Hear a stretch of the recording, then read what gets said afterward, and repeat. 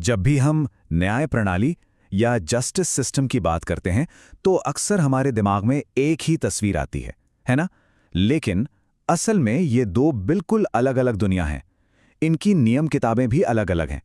तो चलिए आज इन्हीं दोनों के बीच का फर्क समझते हैं। तो क्या कभी ये सवाल मन में आया है कि एक लॉसूट यानी कानूनी मुकदमे और एक क्राइम यानी अपराध में आखिर फर्क क्या होता है? सुनने में एक जैसे लगते हैं पर है नहीं। और यही एक सवाल है जो हमें सिविल मतलब दीवानी और क्रिमिनल यानी आपराधिक कानून के बीच के सारे बड़े अंतर समझने में मदद करेगा। तो सबसे पहले चलिए सिविल लॉ यानी दीवानी मामलों की बात करते हैं। इसको ऐसे समझें कि ये वो नियम कानून हैं जो लोगों, कंपनियों या संगठनों के बीच के आपसी झगड़ों को सुलझाते हैं। एक बात यहां साफ कर दूं, ये क्रिमिनल यानी आपराधिक मामले बिल्कुल नहीं है। तो पहला और सबसे बड़ा फर्क वो ये है कि कोर्ट रूम में आखिर है कौन, मतलब इन कानूनी मामलों में असली खिलाड़ी कौन कौन है। देखिए, एक सिविल केस में जो केस शुरू करता है उसे कहते हैं प्लेंटिफ या वादी। ये कोई भी हो सकता है, एक आम इंसान, एक कंपनी, कोई भी। लेकिन जैसे ही हम क्रिमिनल केस की तरफ आते हैं मामला बदल जाता है। यह केस हमेशा सरकार करती है, जिसे हम प्रोसिक्यूशन यानी अभियोजन करते हैं। हाँ, एक चीज दोनों में एक जैसी है, जिस पर आरोप लगाया जाता है उसे दोनों ही मामलों में डिफेंडेंट यानी प्रतिवादी ही कहा जाता है। और ये जो फर्क है ना, ये केस के नाम में ही साफ साफ दिख जाता है। एक सिविल केस का नाम कुछ ऐसा होगा, सांचेज बनाम स्मिथ, मतलब एक आम इंसान दूसरे इंसान के खिलाफ। वही दूसरी तरफ एक क्रिमिनल केस हमेशा होगा द स्टेट बनाम सांचेज, यानी सरकार एक इंसान के खिलाफ। देखा कितना बड़ा फर्क है। चलिए अब आते हैं दूसरे बड़े फर्क पर, और वो है सजा या मुआवजा। मतलब इन दोनों तरह के केस का असल मकसद क्या होता है, वो क्या हासिल करना चाहते हैं। जब बात क्रिमिनल केस की होती है तो मकसद बिल्कुल सीधा होता है, सजा देना। किसी ने समाज का कोई नियम तोड़ा है और उससे उस जुर्म की सजा मिलनी चाहिए। यहां अपराध को सिर्फ एक व्यक्ति के खिलाफ नहीं बल्कि पूरे राज्य के खिलाफ माना जाता है। लेकिन सिविल केस में कहानी बिल्कुल अलग है। यहां मकसद सजा देना नहीं बल्कि जिस व्यक्ति या संस्था को नुकसान हुआ है उसकी भरपाई करना है। और ये भरपाई या जिसे हम रेमेडी कहते हैं वो ज्यादातर मामलों में पैसों के रूप में होती है। इसे ही हर्जाना या डैमेजेस कहा जाता है। इसको ना एक कार एक्सीडेंट के उदाहरण से समझते हैं तो सब क्लियर हो जाएगा। सोचिए, एक एक्सीडेंट हुआ। अब जिस ड्राइवर की गलती थी उस पर सरकार एक क्रिमिनल केस कर सकती है लापरवाही से गाड़ी चलाने के लिए, और नतीजा उसे जुर्माना भरना पड़ेगा या कोई और सजा मिलेगी। पर कहानी यही खत्म नहीं होती।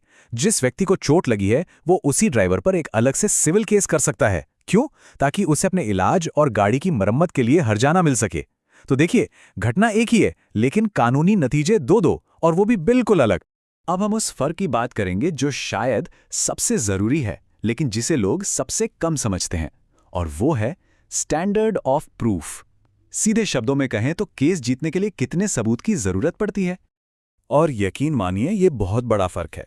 इसकी एक बहुत ही ठोस वजह भी है। जरा सोचिए, एक क्रिमिनल केस में दांव पर क्या लगा होता है? किसी की आजादी। इसलिए सरकार किसी भी बेगुनाह को सजा देने का जरा सा भी खतरा नहीं उठाना चाहती, और बस इसीलिए आपराधिक मामलों में सबूतों का मायार बहुत बहुत ऊंचा रखा गया है। क्रिमिनल केस में गुनाह को बियॉन्ड अ रीजनेबल डाउट यानी उचित संदेह से परे साबित करना पड़ता है। ये बहुत मुश्किल है। इसका मतलब यह है कि जूरी को लगभग 100% यकीन होना चाहिए कि हाँ, यही व्यक्ति दोषी है। लेकिन सिविल केस में वहां मयार है बैलेंस ऑफ प्रोबेबिलिटीज यानी संभावनाओं का संतुलन। यहां बस इतना साबित करना होता है कि हां, इस बात की संभावना ज्यादा है कि सामने वाला जिम्मेदार है। 50-50 से थोड़ा भी ज्यादा तो काम बन गया। मतलब अगर सीधे सीधे कहें तो एक सिविल केस में अदालत बस सारे सबूतों को एक तराजू पर तौलती है और देखती है कि किस तरफ का पलड़ा भारी है, कौन सी बात होने की संभावना ज्यादा है। बात यहां संभावना की हो रही है, पूरे यकीन की नहीं। तो सवाल ये उठता है कि ये सारे फर्क आखिर इतने मायने क्यों रखते हैं?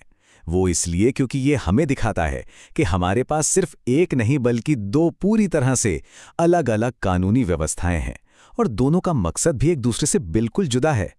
तो चलिए फटाफट से सारी मुख्य बातों को दोहरा लेते हैं। पहला, केस कौन शुरू करता है? सिविल में कोई आम इंसान या कंपनी, और क्रिमिनल में सरकार।